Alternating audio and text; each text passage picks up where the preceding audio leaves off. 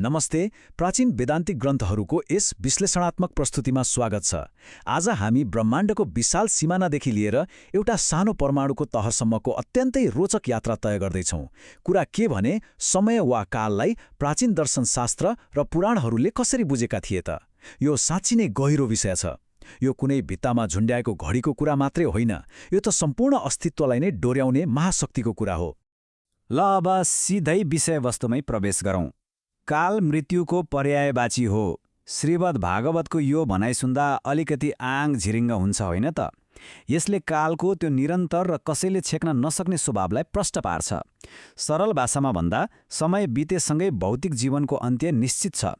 सुन्दा अलि डरलाग्दो लागे पनि खासमा यसले हामीलाई समयको अझै शक्ति स्वीकार गर्न सिकाउँछ।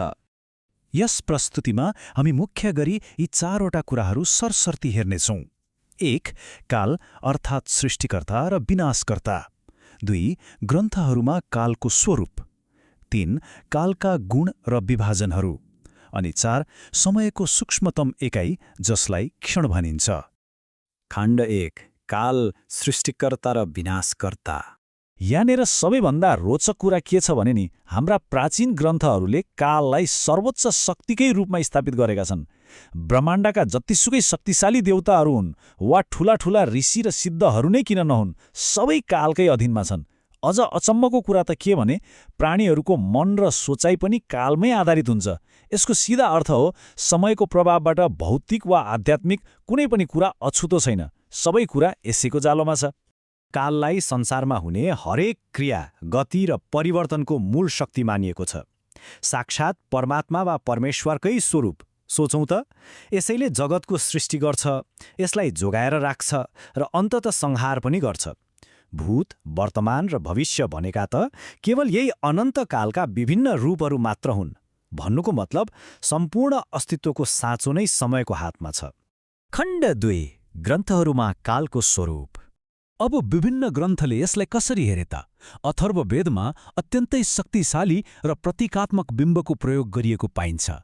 त्यहाँ काललाई एउटा यस्तो शक्तिशाली घोडाको रूपमा कल्पना गरिएको छ जसका 7वटा किरण छन् र 1000 आँखाहरू छन्। सुन्दै अचम्म लाग्छ नि। ती 1000 आँखाहरूको अर्थ हो समयले सबै कुरा एकैसाथ देखिरहेको छ र यसको रफ्तार कसैले पनि रोक्न सक्दैन। एकदमै गहिरो र मन छुने कल्पना। अथर्ववेदको कुरा गर्दा गर्दै अब महाभारततर्फ पनि दृष्टि लगाउँ। महाभारतले समयलाई कहिल्यै नसुत्ने, सधैँ जागा रहने शक्तिको रूपमा चिनाएको छ। संसारमा आउने राम्रा हुन् वा नराम्रा जति पनि परिस्थितिहरू छन् नि, ती सबै कालकै कारण उत्पन्न हुन्छन्। हाम्रो नियति र संसारको चक्रलाई सधैँ अगाडि बढाइरहने एउटा नथाक्ने चालक भनेकै समय हो। अनि उपनिषदहरूले त झन् काललाई अझ माथिल्लो आध्यात्मिक तहमै राखेका छन्। यहाँ समय भनेको ब्रह्माण्ड चल्ने एउटा सामान्य नियम मात्र होइन, यो त साक्षात् परमेश्वर अर्थात् नारायणकै स्वरूप हो भनेर व्याख्या गरिएको छ। वेदान्तिक दर्शनमा समय भनेको घडीको काँटा वा भौतिक मापन मात्र नभई साक्षात् ईश्वरीय उपस्थिति नै हो भन्ने कुरा यसले छर्लङ्ग पार्छ। खण्ड 3, कालका गुण र विभाजनहरू। र यसले हामीलाई के प्रश्नाउँछ भने हाम्रा प्राचीन चिन्तकहरूले समय जस्तो अमूर्त कुरालाई पनि कति वैज्ञानिक दृष्टिकोणबाट हेरेका रहेछन्। समयका 5वटा गुणहरू सङ्ख्या, परिमाण, पृथकत्व, संयोग र विभाग। यी कुराहरूले समयलाई ठ्याक्कै भौतिक विज्ञानको कसीमा राखेर बुझ्न मद्दत गर्छन्। समयलाई गन्न सकिन्छ, यसको मात्रा हुन्छ र यसले घटनाहरूलाई जोड्ने वा छुट्याउने काम गर्छ। साँच्चै गजबको विश्लेषण छ।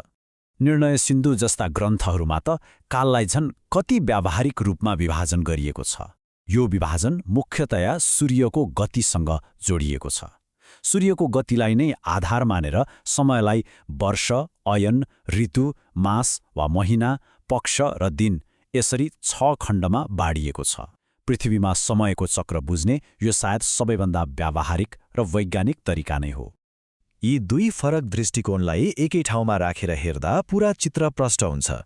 एकातिर समयलाई सम्पूर्ण ब्रह्माण्डको रचना गर्ने र देवताहरूलाई समेत नचाउने सर्वोच्च शक्तिको रूपमा हेरिएको छ, तर अर्कोतिर योगदर्शनका प्रणेता पतञ्जलिले यसलाई भौतिक संसारमा प्रत्यक्ष काम गर्ने शक्तिको रूपमा देखेका छन्। पतञ्जलिका अनुसार जतिसुकै कडा वा बलियो वस्तु किन नहोस्, कालले त्यसमा बिस्तारै वृद्धि गराउँछ र अन्ततः नाश गराएरै छाड्छ। यी दुवै पाटाले समयको पूर्ण तस्बिर देखाउँछन्। खण्ड 4 समयको सूक्ष्मतम एकाइ क्षण। अब ब्रह्माण्डबाट जुम इन गरेर एकदमै सानो तहमा जाउँ। समयको अन्तिम र अविभाज्य एकाइ, जसलाई क्षण भनिन्छ। यो भनेको हामीले बुझ्ने 1 सेकेन्डको पनि अत्यन्तै सानो, अकल्पनीय सूक्ष्म अंश हो। प्राचीन दर्शनशास्त्रमा यो क्षणलाई समयको सबैभन्दा सूक्ष्म अंश मानिएको छ, जसलाई थप टुक्र्याउनै मिल्दैन। जसरी भौतिक विज्ञानमा कुनै पनि वस्तुको सबैभन्दा सानो एकाइलाई हामी परमाणु भन्छौँ नि, ठ्याक्कै त्यस्तै समयको परमाणु भनेकै क्षण हो। यसले प्राचीन दर्शन र आधुनिक विज्ञानको परमाणुको अवधारणालाई एउटै धागोमा उनेको छ भन्दा फरक पर्दैन। त्यसोभए समयलाई बुझ्नुको अन्तिम उद्देश्य चाहिँ के हो त? योग सूत्र भाष्यले यसको एउटा गहिरो रहस्य खोलेको छ।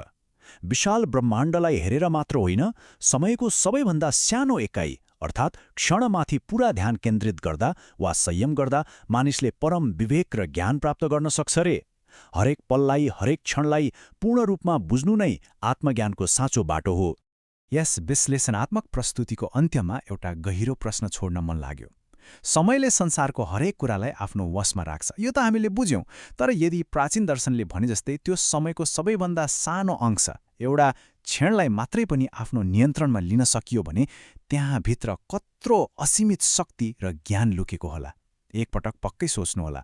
आजको यस प्रस्तुतिमा साथ दिनुभएकोमा धेरै धेरै धन्यवाद।